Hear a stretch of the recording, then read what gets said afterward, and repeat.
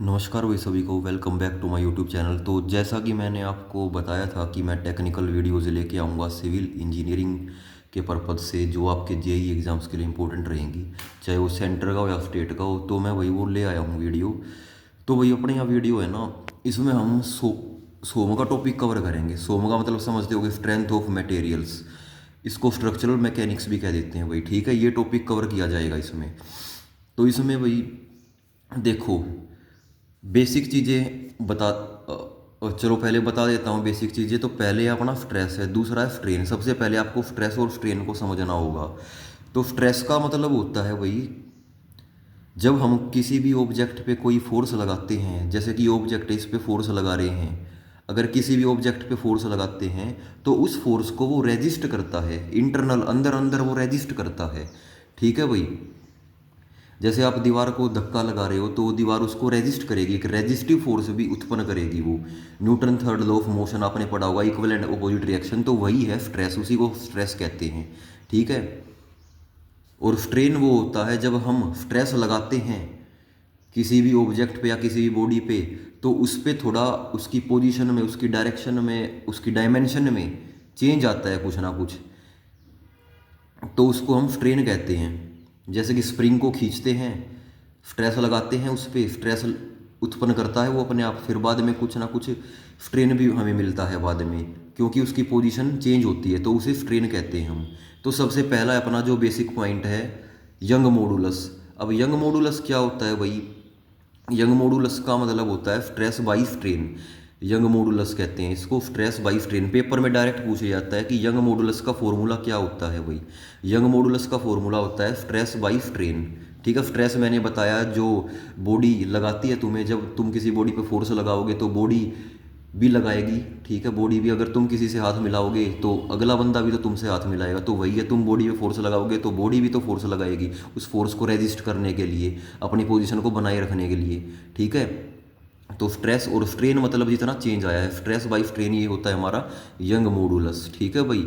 अब young modulus की जो वैल्यू होती है ना भाई, वो होती है 2 × 10⁵ न्यूटन पर mm4, ठीक है भाई।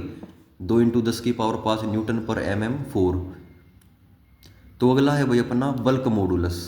अब बल्क मॉडुलस क्या होता है? बल्क का मतलब आपको पता है, बल्क मतलब कि एक्सेस में हो, ठीक है। एक्सेस में लगे, जब क्या लगे? एक्सेस में फोर्स लगे। एक्सेस में लोड लगे या फोर्स लगे, एक ही बात है। एक लोड है वो भी फोर्स की तरह एक्ट करता है। बल्क में फोर्स लगे। अब बल्क में कब लगती है? जब चारों तरफ से लगती है, ठीक है। मान लो तुम्हारे पास कोई डब्बा है, उस पर तुम चारों तरफ से फोर्स लगा रहे हो, ऊपर से नीचे से, आगे से पीछे से, दाएं से बाएं से, ठीक है। या कुछ भी लगा रहे हो आप फोर्स, तो चारों तरफ से फोर्स लगेगी, तो बल्क में लगेगी ना फोर्स, तो इसीलिए उसको बोला गया है बल्क मॉडुलस। चारों तरफ से स्ट्रेस लगने की वजह से, स्ट्रेस लगने की वजह से, स्ट्रेस लगता भी है। स्ट्रेस भाई हम उसको भी कह देते हैं, जो फोर्स हम अप्लाई करते हैं उसको भी स्ट्रेस कह देते हैं। और उसको तो कहते ही हैं जो ऑब्जेक्ट बदले में देता है, उसको भी स्ट्रेस कहते हैं, ठीक है। दो दो मीनिंग है स्ट्रेस की, ठीक है। तो स्ट्रेस लगाते हैं, लगने की वजह से वॉल्यूम में चेंज आएगा, ठीक है भाई। चारों तरफ से हम स्ट्रेस लगाएंगे भाई, इस तरफ से, इस तरफ से, इस तरफ से, इस तरफ से, तो वॉल्यूम चेंज होगी। देखो पहले ये बड़ा था, वॉल्यूम चेंज हो गया छोटा, ठीक है। तो वॉल्यूम में चेंज आया है, तो उसे बोला गया है भाई बल्क मॉडुलस, ठीक है। बल्क मॉडुलस मतलब चारों तरफ से जब फोर्स लगाएंगे, स्ट्रेस लगाएंगे या फोर्स लगाएंगे, तो उसकी वजह से वॉल्यूम में चेंज आएगा, तो उसे बोला गया है बल्क मॉडुलस। बल्क में चेंज आएगा, ठीक है, बल्क में फोर्स लगेगी तो इसका भाई डायरेक्ट स्ट्रेस। डायरेक्ट स्ट्रेस मतलब जो हम लगा रहे हैं, जो हम चारों तरफ से लगा रहे हैं, वो है डायरेक्ट स्ट्रेस। और वॉल्यूमेट्रिक स्ट्रेन वो है जो चारों तरफ स्ट्रेस लगाने की वजह से चेंज इन वॉल्यूम आ रहा है, वो है वॉल्यूमेट्रिक स्ट्रेन, ठीक है भाई। अब वैसे स्ट्रेन के बारे में बता चुका था मैं, अब एक बार फिर बता देता हूँ। स्ट्रेन वो होता है जो तुम्हारा वॉल्यूम में चेंज होता है, ठीक है। वॉल्यूम में चेंज होता है जब तुम फोर्स लगाते हो, उसकी वॉल्यूम चेंज होती है ना, मतलब कि उसकी डायमेंशन चेंज हो जाती हैं, ठीक है। जैसे कि एक रसगुल्ला है, रसगुल्ले पे तुम कोई फोर्स लगाओगे तो उसकी डायमेंशन चेंज होगी ना, वो सीधा रसगुल्ला बन जाएगा। वो मान लो गोल शेप का है तो वो ओवल का बन जाएगा, फिर एक्लिप्स भी बन जाएगा उसका, एलिप्टिकल शेप भी आ जाएगी उसकी, तो वो स्ट्रेन है जो उसकी शेप में चेंज हुआ है। तो इसका टेक्निकली फॉर्मूले की बात करें, change in volume by original volume, कि कितना के चेंज होया है और कितनी उसकी ओरिजिनल वॉल्यूम थी। ठीक है, पहले है चेंज, पहले लिखना है चेंज हुआ है जो वो देखेंगे पहले, और अब नीचे वो लिखेंगे कि किसके रेस्पेक्ट में चेंज हुआ है। ठीक है, मान लो तुमने फोर्स लगाया है रसगुल्ले पे, या कोई भी लगा लो, रसगुल्ला छोड़ो तुम पेड़ा लगा लो, वो है स्क्वायर शेप में है पेड़ा। ठीक है, ऊपर से फोर्स लगाया स्क्वायर शेप से, वो ऐसे रेक्टेंगल बन गया वो। ठीक है, पहले था स्क्वायर की शेप में, फिर वो ऐसे लंबा रेक्टेंगल बन गया वो। ठीक है, तो इसका मतलब जो इसकी विड्थ थी, विड्थ के अलोंग वो चेंज हुआ ना, लंबी हो गई। ठीक है, तो चेंज होने के बाद कितनी आई। ठीक है, चेंज इन वॉल्यूम, मान लो 2 सेंटीमीटर बढ़ गई अपॉन ओरिजिनल वॉल्यूम, ओरिजिनल पहले कितनी थी। ठीक है, तो वो होता है अपना स्ट्रेन। तो अगला होता है भाई अपना modulus of rigidity. Modulus of rigidity आता है भाई अपना, ये मॉडुलस ऑफ रिजिडिटी होता है ना भाई, ये शियरिंग की वजह से होता है। अब शियर का पता होना चाहिए तुम्हें, शियर फोर्स क्या होती है। अब शियर फोर्स जो होती है ना, वो ट्विस्टिंग की वजह से आती है। शियर का मतलब ही होता है ट्विस्ट करना, मोड़ना। जैसे कि कैसे होता है, कागज फाड़ते हो ना, इक्वल और अपोजिट फोर्स में, डायरेक्शन में फोर्स लगती है, इक्वल एंड अपोजिट डायरेक्शन में फोर्स लगती है। जैसे कि तौलिया निचोड़ते हो अपना, ना के कपड़े धोते हो तो उसको निचोड़ते हो ना फोर आर्म्स की हेल्प से, ऐसे निचोड़ते हो, एक फोर आर्म से ऐसे और दूसरे से वही ऐसे। ठीक है, निचोड़ते हो, अपोजिट डायरेक्शन में लगती है ना फोर्स, अपोजिट में लगती है। ठीक है, जैसे कि देखो यहाँ पे एक यहाँ पे लगेगी और दूसरी फोर्स यहाँ पे लगेगी, अपोजिट डायरेक्शन में लगती है, तो उसको शियर कहते हैं। कागज़ का फाड़ना, ठीक है, किसी चीज़ को निचोड़ना, तो वो शियर में आता है अपना। ठीक है, तो मॉडुलस ऑफ रिजिडिटी हो जाता है भाई स्ट्रेस बाई स्ट्रेन। तो तुम्हें पता ही है यंग मॉडुलस होता है स्ट्रेस बाई स्ट्रेन। ठीक है, ऊपर पढ़ाया था यंग मॉडुलस, ये देखो stress by strain, young modulus सबसे ऊपर। अब मॉडुलस ऑफ रिजिडिटी क्या है, जो स्ट्रेस और स्ट्रेन शियर की वजह से प्राप्त हो हमें। ठीक है, shear stress by shear strain, ये है मॉडुलस ऑफ रिजिडिटी अपना। ठीक है भाई, शियर स्ट्रेस की वजह से शेप चेंज हो जाए, जो शियर स्ट्रेस की वजह से, क्योंकि भाई डिफॉर्मेशन भी होती है जब फोर्स लगाते हो तो आप, स्ट्रेन भी होता है, डिफॉर्मेशन मतलब स्ट्रेन शेप का चेंज होना। ठीक है, डिफॉर्मेशन ही कहते हैं उसको। आगे भाई पॉइजन रेशो, क्या है भाई अपना पॉइजन रेशो। अब पॉइजन रेशो, पॉइजन का मतलब तुम्हें पता है क्या होता है, पॉइजन का मतलब होता है जहर। ठीक है, पॉइजन का मतलब होता है जहर। अब देखो पहले टेक्निकली देख लेते हैं उसको, फिर अपना देसी तरीके से देखेंगे। अब टेक्निकली क्या कह रहा है, lateral strain by linear strain, lateral strain by linear strain, इसको कहते हैं पॉइजन रेशो। तो पॉइजन रेशो भाई स्ट्रेन के साथ डील करेगा, स्ट्रेन के साथ डील करेगा भाई ये। ठीक है, स्ट्रेन के साथ, lateral strain by linear. Lateral का मतलब होता है, देखो कोई ऑब्जेक्ट है, मान लो ये स्क्वायर ही लगा लो ऑब्जेक्ट है, तो लेटरल पोजीशन ये है इसकी लेटरल। ठीक है, हॉरिजॉन्टल में है, जो हॉरिजॉन्टल में होती है वो है लेटरल। ठीक है भाई, लेटरल। और जो लीनियर है, लीनियर को बोल देते हैं भाई लॉन्गिट्यूडनल। लॉन्गिट्यूडनल मतलब कि अपने वाई एक्सिस में है जो उसे लॉन्गिट्यूडनल कह देते हैं, और एक्स एक्सिस में है उसे लेटरल। जो लेटा हुआ है वो लेटरल। देखो लेटते ऐसे है ना, हॉरिजॉन्टली लेटते हैं ना, वर्टिकली थोड़ी लेटते हैं। हॉरिजॉन्टली होती है उसे कहते हैं, लेटते हैं हॉरिजॉन्टली तो उसे कहते हैं लेटरल स्ट्रेन।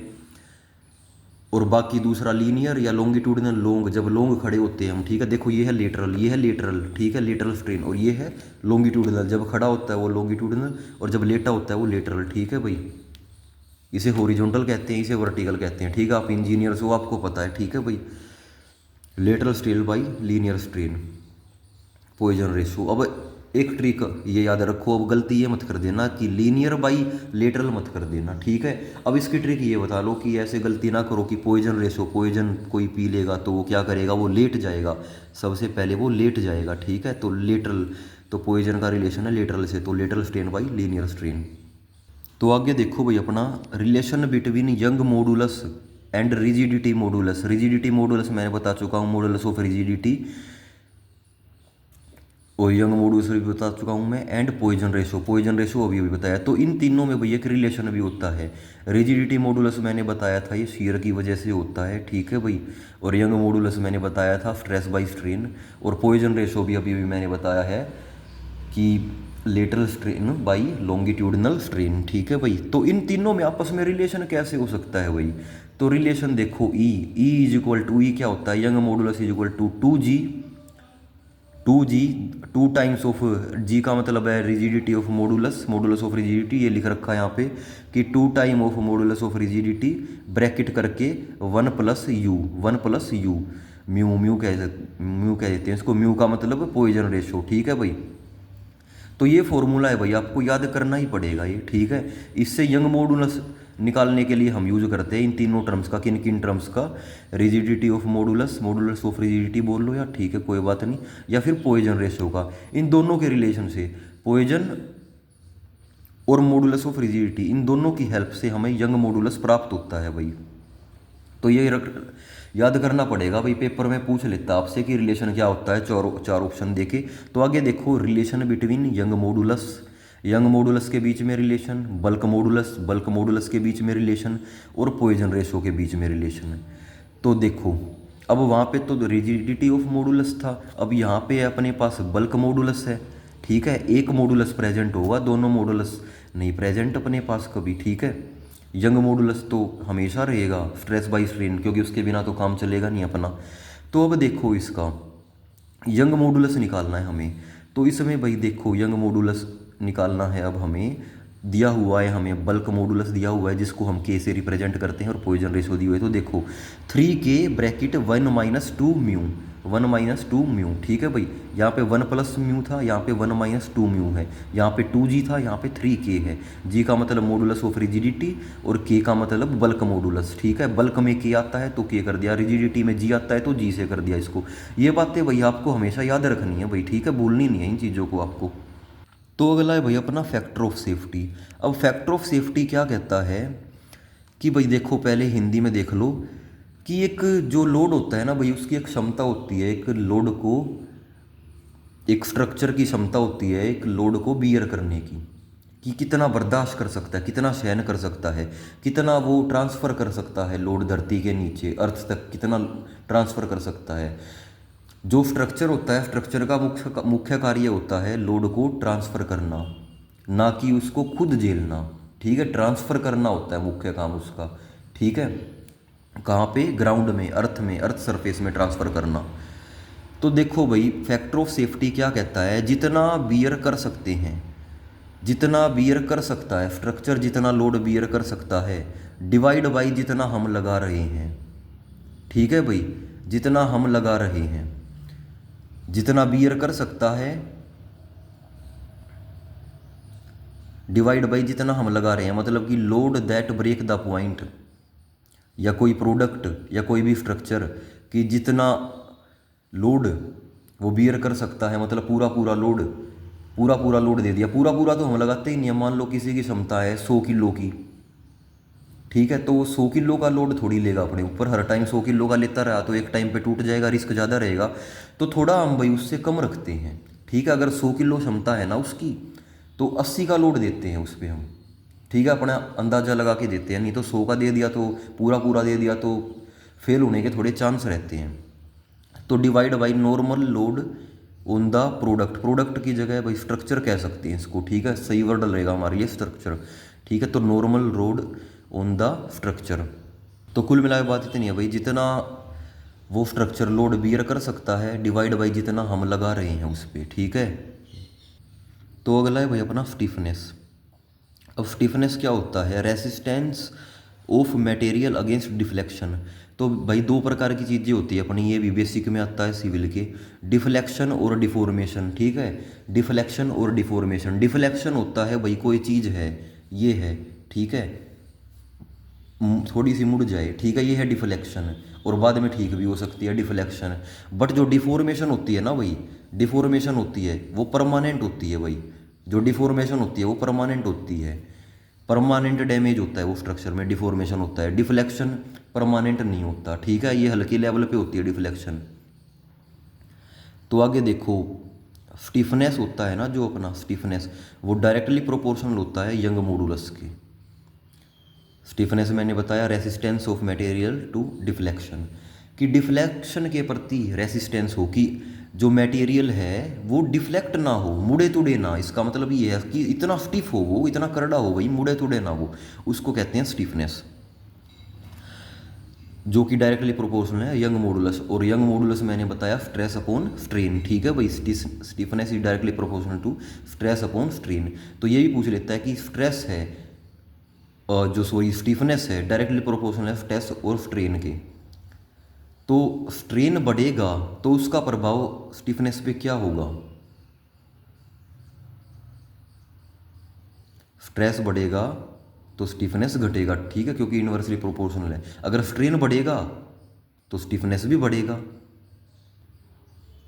तो भाई अगला देखते हैं अपना, stress directly proportional to strain. तो ये है भाई अपना हुक्स लॉ है ये, ठीक है, हुक्स लॉ के अंडर आता है ये। हुक्स लॉ की हेडिंग डाल लेना यहाँ पे, हुक्स लॉ की डालना। स्ट्रेस सिग्मा साइन है भाई अपना स्ट्रेस का, ठीक है, और ये ई लिख रखा है, ये साइन है स्ट्रेन का। कि ये बताया है stress is directly proportional to strain. Stress is equal to एक हमने कांस्टेंट लगा दिया यहाँ पे, ई करके कांस्टेंट लगा दिया। इस ई का कांस्टेंट है भाई एक, तो ये ई है भाई अपना डिफ्लेक्शन का काम कर रहा है, ई है। डिफ्लेक्शन क्या आया है अब यहाँ पे अपने पास? Stress by strain. सिग्मा का मतलब है स्ट्रेस, ठीक है भाई, और ई का मतलब है स्ट्रेन। स्ट्रेस बाई स्ट्रेन, तो ये डिफ्लेक्शन निकल के आया अपने पास। तो अब यहाँ पे एक फॉर्मूला डिराइव करेंगे हम, ठीक है। अगर डिराइव कर पाओ तो अच्छी बात है, नहीं तो जो फाइनल रिजल्ट है इसका ये है डेल्टा एल, ठीक है। Delta L is equal to P L divide by A E. ये मैं आपको बताऊंगा अभी, पहले ये देख लेते हैं एक बार। E is equal to P by A divide by, इसको डिवाइड करें, E is equal to P by A. अब ये पी बाई ए क्या है? सिग्मा, सिग्मा की वैल्यू है ये पी बाई ए। सिग्मा का मतलब होता है स्ट्रेस, स्ट्रेस का मतलब होता है पी बाई ए। पी का मतलब है लोड, ए का मतलब area. Load per unit area is equal to sigma, sigma is equal to stress, ठीक है, डिवाइड बाई, और ये है स्ट्रेन। स्ट्रेस बाई स्ट्रेन किया है हमने। स्ट्रेन का मतलब क्या होता है? Change in length upon original length. तो डेल्टा एल है मतलब अपने पास चेंज इन लेंथ, और एल है अपने पास ओरिजिनल लेंथ, ठीक है, change in length by original length, ठीक है भाई। तो अब इसको सोल्व कर दिया हमने, P by A is equal to, ये ऊपर नीचे करके मैथमेटिकल कैलकुलेशन ये आप कर लोगे। तो डेल्टा एल का मतलब होता है चेंज इन लेंथ, और चेंज इन लेंथ को ही हमने कहा है डिफ्लेक्शन ड्यू टू लोड, कि लोड पड़ने की वजह से उसके ऊपर डिफ्लेक्शन क्या आया है, ठीक है, डिफ्लेक्शन क्या आया है, तो उसे कहा है हमने डेल्टा एल, ठीक है भाई। पी एल बाई ए ई कहा है उसको, ठीक है। ये फाइनल रिजल्टेंट निकल के आया है अपने पास पी एल बाई ए ई, ठीक है। पी है अपने पास लोड, एल है अपने पास लेंथ, ए है अपने पास एरिया, और ई है अपने पास, आपको पता ही है ई का मतलब क्या है यहाँ पे? ई का मतलब है यहाँ पे यंग मॉडुलस, जिसकी वैल्यू 2 × 10⁵ न्यूटन पर mm4 मैंने बताई थी शुरुआत में आपको। और यहाँ पे भी जो ई है ना, ये इस वजह से आया है, ये यहाँ पे आया है ई, ठीक है। हुक्स लॉ में, हुक्स लॉ में हमने लिया था यहाँ पे ई, ठीक है। प्रोपोर्शनलिटी का साइन हटाते हैं तो एक कांस्टेंट टर्म लेते हैं, ठीक है, तो ई लिया था वो। और कांस्टेंट टर्म क्या होती है? जिसकी वैल्यू चेंज नहीं करती, जैसे कि यंग मॉडुलस है, कांस्टेंट वैल्यू है उसकी 2 × 10⁵ क्योंकि ये चेंज नहीं करेगी भाई, ठीक है। तो ये है अपने पास deflection due to load, load की वजह से जो डिफ्लेक्शन है। और आगे भाई अपने पास आएगी deflection due to self weight, ये है लोड की वजह से। सेल्फ वेट की वजह से भी आती है, मतलब कि खुद का लोड भारी हो, ठीक है, खुद का लोड भारी हो, सेल्फ वेट की वजह से भी आती है, ठीक है। जैसे कि दो प्रकार के लोड होते हैं भाई एक अपने पास, एक तो होता है सेल्फ लोड होता है, और एक दूसरा होता है लोड ले लेते हैं जिसको, ठीक है, जिसको एक्सटर्नल लोड होता है। जो सेल्फ लोड होता है वो इंटरनल लोड होता है, ठीक है। जैसे कि मान लो एक प्रैक्टिकल एग्जांपल देता हूँ आपको, कि कोई भारी चीज़ जो है उसका खुद का भी तो लोड होगा ना। एक भारी सा स्ट्रक्चर बना दोगे, खुद का भी तो लोड होगा। एक भारी सी बीम या स्लैब डाल दोगे, खुद का भी तो लोड होगा, तो वो भी तो प्रेशर या फोर्स एग्जर्ट करेगा। तो इसका एक एग्जांपल देता हूँ, जैसे कि मान लो तुम पुशअप्स मारते हो, ठीक है, तो वहाँ पे आप सेल्फ वेट का यूज कर रहे हो, ठीक है, और उसके ऊपर सामान रख लिया, कुछ डंबल वगैरह रख के अपनी कमर के ऊपर कुछ लोग मारते हैं पुशअप्स, बारबल्स या रोड रख के, कुछ मतलब कि गोल गोल वो डंबल क्या कहते हैं उसको, प्लेट रख के मारते हैं। तो दो टाइप के लोड हो गए वहाँ पे, ठीक है, सेल्फ वेट भी और लोड भी, ठीक है। लोड का मतलब एक्सटर्नल लोड, और सेल्फ वेट का मतलब अपना खुद खुद का लोड है, जो खुद का वेट है, ठीक है। तो दोनों तरफ का लोड होता है जो, या वेट होता है, वो स्ट्रक्चर पे अप्लाई होता है। अब देखो भाई deflection due to self weight. अब डिफ्लेक्शन मतलब कि चेंज इन पोजीशन, ठीक है। डिफ्लेक्शन मतलब कह लो स्लोप, स्लोप नहीं सॉरी, डिफ्लेक्शन भी एक टाइप से स्ट्रेन की वजह से है, ठीक है। Change in length bye original length वो स्ट्रेन होती है। तो देखो भाई क्या बताया है, WL/2AE, ठीक है। WL/2AE, वहाँ पे क्या था, PL/AE था। तो AE का यहाँ पे 2AE बना दिया, क्योंकि दो प्रकार के लोड लग रहे हैं हमारे पास से। दो प्रकार के कैसे, एक तो खुद का और एक बाहर का, ठीक है। जैसे पुशअप्स लगा रहे थे, एक तो भाई खुद का बॉडी वेट, और एक दूसरा जो अपनी कमर पे वो प्लेट रख रखी है 10 किलो की या 20 किलो की, जो भी, दो प्रकार का। और कोई आदमी अकेला पुशअप्स मार रहा है तो उस पर सेल्फ वेट लग रहा है बस, ठीक है। तो यहाँ पे दो प्रकार के, उसी प्रकार से दो प्रकार के लोड है। WL, डब्लू का मतलब होता है वही वेट, ठीक है। डब्लू का मतलब है वेट किसका, खुद का, ठीक है। और पी का मतलब लोड होता है, डब्लू का मतलब वेट होता है। पी का मतलब अप्लाइड लोड है और डब्लू का मतलब सेल्फ वेट होता है, ठीक है। सोम की लैंग्वेज में, स्ट्रक्चर की लैंग्वेज में बात करें तो। और एल का मतलब भाई लेंथ हो गई उसकी। ए का मतलब area on which load is applied, वो एरिया जिस पे लोड अप्लाई किया जाता है। और ई का मतलब आपको पता ही है बच्चों, यंग मॉडुलस होता है, ठीक है। यंग मॉडुलस होता है ई का मतलब। क्या होता है भाई, ई का मतलब यंग मॉडुलस होता है। और यंग मॉडुलस क्या होता है, स्ट्रेस अपॉन स्ट्रेन, ठीक है। ये फॉर्मूला भाई पूछा जाता है जेई के पेपर में, अच्छे लेवल का माना जाता है इसको। ये पैक्ट क्वेश्चन है पेपर वाले का, स्ट्रेस बाई स्ट्रेन। इसके बिना सोम अधूरी है भाई। जो आज मैंने टर्मिनोलॉजी बताई है, कुछ मैंने आपको मौखिक रूप से बताई हैं जो मैंने लिखी नहीं है, तो आप प्लीज़ उनको लिखना, ठीक है। अपनी एक नोट्स बनाएं तो उनको लिखें भी, जितना लिखोगे उतना याद रहेगा आपको, प्रैक्टिस करोगे। सिर्फ वीडियो देखने से या सुनने से काम नहीं चलेगा, आपको खुद भी थोड़ा स्ट्रगल करना पड़ेगा। अभी हरियाणा जेई के एग्ज़ाम भी आने वाले हैं, ठीक है। कोई भरोसा नहीं है, कभी भी आ सकते हैं। होने को 2 महीने में भी हो जाएं और ना होने को 6 महीने भी लग जाएं, कुछ नहीं कहा जा सकता। तो ठीक है, हरियाणा के लिए भी इंपॉर्टेंट रहेगी क्लास। जैसे कि मैंने आपको सीईटी की भी तैयारी कराई है, तो सीईटी मेंस की भी मैं आपको करा रहा हूँ, ठीक है। चाहे वो टेक्निकल हो नॉन टेक्निकल हो, दोनों ही कराऊंगा मैं। अपनी नॉन टेक्निकल भी सुचारू रूप से जारी रखूँगा।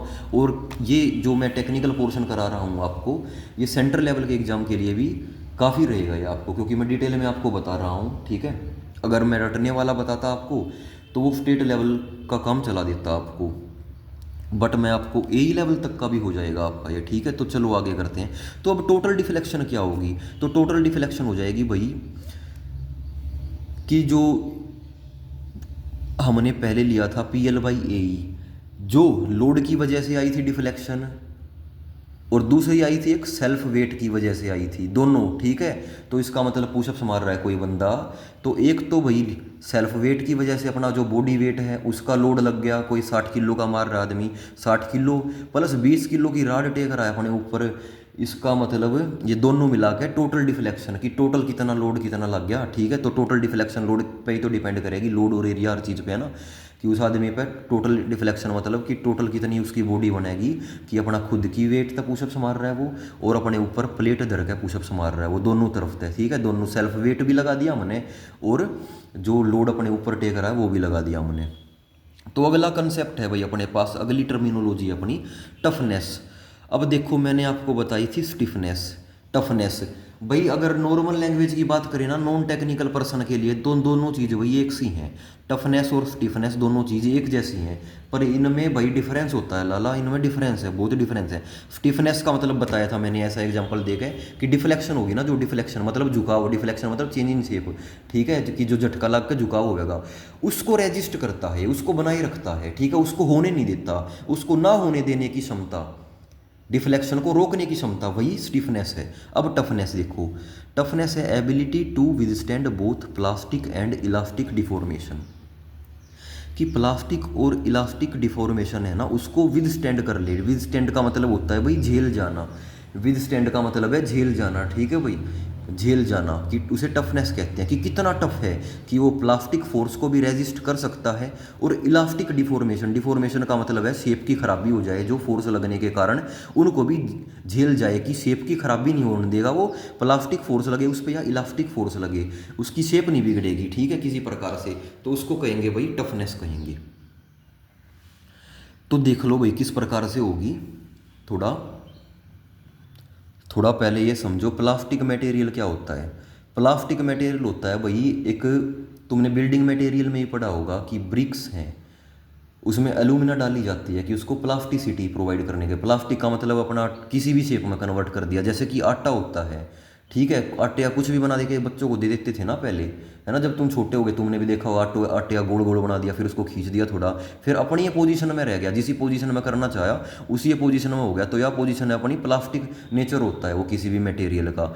और इलास्टिक मटेरियल का नेचर क्या होता है भाई? इलास्टिक नेचर होता है कि वो जैसा उसको खींच के या कैसे भी तरोड़ मरोड़ के कर लें वैसा ना रहे, कितनी भी फोर्स लगा लें, किसी भी एंगल में लगा लें, किसी भी डायरेक्शन में लगा लें, वो अपनी ओरिजिनल पोजीशन में आ जाए, ठीक है। उसको कहते हैं इलास्टिक मटेरियल। जैसे कि रबड़ है, ठीक है, वो भी एक, जैसे उस पर फोर्स लगाते हैं तो अपनी ओरिजिनल पोजीशन में वो आ जाता है, ठीक है, ओरिजिनल पोजीशन में वो अपनी में आ जाता है, अपनी जो ओरिजिनल पोजीशन है उसको बनाए रखता है। ऐसा नहीं है कि वो तुमने खींचा और खींचा का खींचा ही रह गया। अगर खींचा खींचा रह गया तो उसको इलास्टिक नहीं कहेंगे, उसको कहेंगे प्लास्टिक, ठीक है, कि जिस हिसाब से ही फोर्स दे उससे में डल गया वो। जैसे कि क्ले में मिट्टी होती है ना, उसमें प्लास्टिसिटी होती है, प्लास्टिक नेचर होता है। तुमने देखा होगा क्ले के खिलौने खिलौने कुछ भी बना दो, क्ले का मूर्ति बना दी क्ले की, जिस भी पोजिशन में डाली वह आ गई, तो वो प्लास्टिक नेचर है। और इलास्टिक में भैया ऐसा नहीं है, इलास्टिक इसका अपोजिट है, एक दूसरे के अपोजिट है इलास्टिक और प्लास्टिक। और क्यों पेपर में क्वेश्चन पूछ लिया जाता है भाई सबसे ज़्यादा इलास्टिक मटेरियल कैसा होता है, बट तुम प्यारे बच्चे हो, तुम कह दोगे कि भाई रबड़ होता है जी इलास्टिक, कि रबड़ डालते हैं हम, कि भाई इलास्टिक ढीला हो गया, इलास्टिक डाल दिया जुराब में या कितने भी, ठीक है, इलास्टिक। पर इलास्टिक बोलते हैं भाई उसको, बट उसमें इलास्टिसिटी सबसे ज़्यादा नहीं होती, वो तो बेटा सबसे कम इलास्टिक है। सबसे ज़्यादा इलास्टिसिटी होती है आपके स्टील में, ठीक है भाई, ध्यान रखना। स्टील में विश्वास नहीं हो रहा ना, मुझे भी नहीं हो रहा था, पहली बार सुनाओ जब मैंने, ठीक है, पर तुम कर लो, पेपर में आता है ये, 4 ऑप्शन देके ऑप्शन में मिलेगा, रबड़ भी मिलेगा और स्टील भी मिलेगा, तो करेक्ट आंसर होगा इसका स्टील, ठीक है भाई, स्टील इसका करेक्ट आंसर होगा। तो भाई देखो, टफनेस की बात कर रहे थे हम, टफनेस की और भी एबिलिटी है, विद स्टैंड शोक एंड वाइब्रेशन। शोक को मतलब कि झटकों को भी झेल जाएगा ये, झटके लगेंगे कि कुछ भी टूटे फूटे नहींगा, और वाइब्रेशन, जो भी वाइब्रेशन होंगी, जैसे कि अर्थक्वेक आता है वो भी वाइब्रेशन आती है एक इंटेंसिटी के साथ, तो उनको भी झेल जाता है हमारा स्ट्रक्चर। क्यों? क्योंकि अपना स्ट्रक्चर टफ है, ठीक है। और शोक झटके भी आते हैं भाई, थोड़ी वाइब्रेशन तेज होगी तो शोक भी हो जाएंगे, तो उनको भी झेल जाता है। एक स्ट्रक्चर होता है बढ़िया जिसमें रेनफोर्समेंट प्रोवाइड की जाती है, मजबूत सशक्त होता है जो स्ट्रक्चर, ठीक है। तो मैं डिटेल में इसलिए बता रहा हूँ बेटे क्योंकि ये आपके काम आने वाली बातें हैं सारी, ये बेसिक क्लास है आज की, सारी बात बता दी मैंने तुम्हें, ठीक है। स्ट्रेस स्ट्रेन शियर भी बता दिया मैंने तुम्हें, और बाकी ब्लैक बोर्ड पर पढ़ा था तो और बढ़िया हो जाता, मैं करके दिखा देता। तुमने एक आधा मटेरियल लेके अभी यहाँ था, एक हाथ से तो फ़ोन पकड़ रहा हूँ, एक हाथ ही यूज कर सकता हूँ मैं, ठीक है, दाइना या बाइना, तो कोई नहीं, चलो देखो टेक्निकल बातें करते हैं, छोड़ो। तो देखो, mild steel is tougher than a glass. जो माइल्ड स्टील है ना भाई, वो ग्लास से ज़्यादा टफ होता है क्योंकि वो विद स्टैंड कर लेता है, वो झेल पाता है। जो माइल्ड स्टील होता है टफनेस को झेल पाता है, अब्जॉर्ब कर लेता है एनर्जी को अब्जॉर्ब कर लिया, इसका मतलब प्रभाव को झेल गया वो, ठीक है, एनर्जी को अब्जॉर्ब कर लिया तो प्रभाव को झेल गया।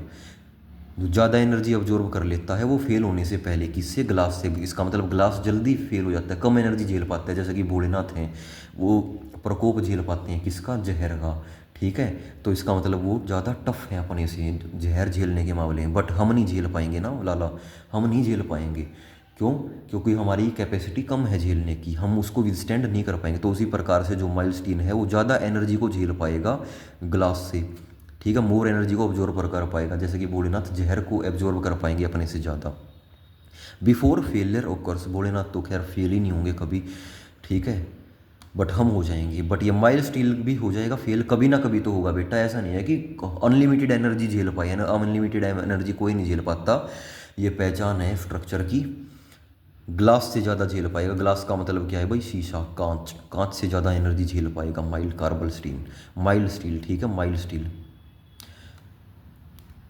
इसमें कार्बन कंटेंट कम होता है भाई माइल्ड स्टील में, ठीक है। जैसे जैसे स्टील स्ट्रॉन्ग होता जाएगा उसमें कार्बन बढ़ता जाएगा, ठीक है, कार्बन बढ़ता जाएगा। अब न्यूटन पर मीटर स्क्वायर, न्यूटन पर मीटर स्क्वायर भाई इसको पास्कल भी कह देते हैं, न्यूटन पर मीटर स्क्वायर को पास्कल कह देते हैं, ठीक है। ये यूनिट है स्ट्रेस की।